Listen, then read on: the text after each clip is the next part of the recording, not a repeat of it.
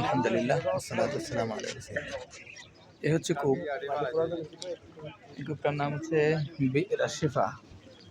অর্থাৎ রাসূল সাল্লাল্লাহু আলাইহি ওয়াসাল্লাম যখন বদর থেকে যুদ্ধ শেষে সাহাবায়ে কেরামদেরকে নিয়ে মদিনার দিকে যাওয়ার সময় যখন সবাই একটু অসুস্থ হয়ে পড়েছিলেন, আহত হয়ে পড়েছিলেন, তখন এই কূপটার পাশে আসে এবং এটা তখন পানি পান করার উপযুক্ত ছিল না।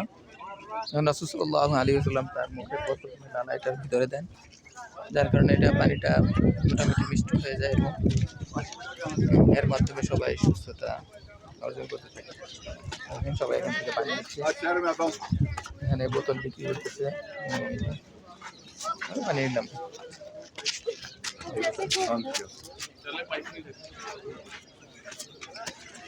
ये देखो ना बंद कर दिया है, लेकिन मम्मा और पापा ने हमें यहाँ पे ट्रैक में करा हुआ है।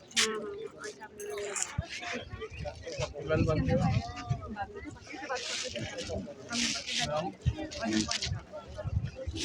बंद किया